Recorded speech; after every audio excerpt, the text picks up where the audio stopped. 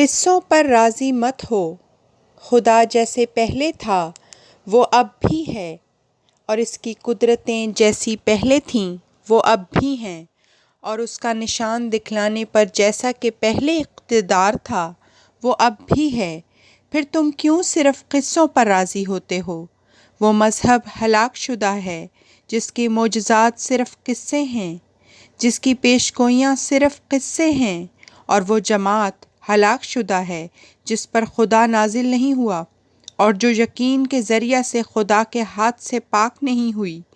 جس طرح انسان نفسانی لذات کا سامان دیکھ کر ان کی طرف کھینچا جاتا ہے، اسی طرح انسان جب روحانی لذات یقین کے ذریعہ سے حاصل کرتا ہے تو وہ خدا کی طرف کھینچا جاتا ہے، اور اس کا حسن اس کو ایسا مست کر دیتا ہے کہ دوسری تمام چیزیں اس کو سراسر ردی دکھائی دیتی ہیں، اور انسان اسی وقت گناہ سے مخلصی پاتا ہے جبکہ وہ خدا اور اس کے جبروت اور سزا جزا پر یقینی طور پر اطلاع پاتا ہے۔ ہر ایک بے باکی کی جڑ بے خبری ہے۔ جو شخص خدا کی یقینی معرفت سے کوئی حصہ لیتا ہے وہ بے باک نہیں رہ سکتا۔ اگر گھر کا مالک جانتا ہے کہ ایک پرزور سیلاب نے اس کے گھر کی طرف رخ کیا ہے، اور یا اس کے گھر کے ارد گرد آگ لگ چکی ہے اور صرف ایک ذرہ سی جگہ باقی ہے، تو وہ اس گھر میں ٹھہر نہیں سکتا، تو پھر تم خدا کی جزا سزا کے یقین کا دعویٰ کر کے کیوں کر اپنی خطرناک حالتوں پر ٹھہر رہے ہو؟ سو تم آنکھیں کھولو اور خدا کے اس قانون کو دیکھو جو تمام دنیا میں پایا جاتا ہے۔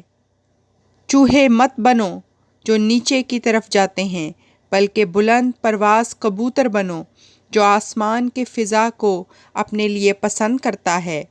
تم توبہ کی بیعت کر کے پھر گناہ پر قائم نہ رہو، اور سانپ کی طرح مت بنو جو کھال اتار کر پھر بھی سانپ ہی رہتا ہے۔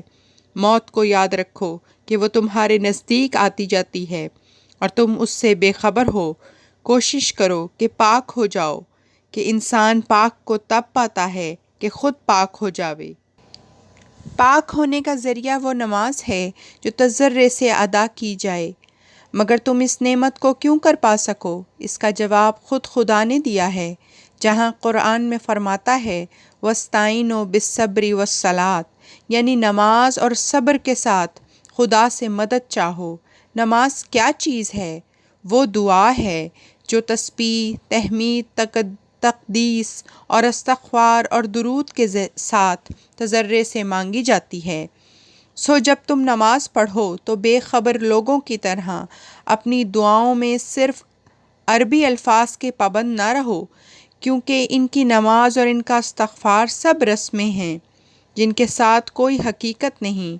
لیکن تم جب نماز پڑھو تو بجز قرآن کے جو خدا کا کلام ہے اور بجز بعض دعائیہ معصورہ کے کہ وہ رسول کا کلام ہے، باقی اپنی تمام عام دعاؤں میں اپنی زبان میں ہی الفاظ متضرعانہ ادا کر لیا کرو، تاہو کہ تمہارے دلوں میں اس عجز و نیاز کا کچھ اثر ہو۔ نماز میں آنے والی بلاؤں کا علاج ہے۔ تم نہیں جانتے کہ نیا دن چڑھنے والا کس قسم کے قضاء و قدر تمہارے لیے لائے گا، بس قبل اس کے جو دن چڑھے تم اپنے مولا کی جناب میں تضرع کرو کہ تمہارے لیے خیر و برکت کا دن چڑھے۔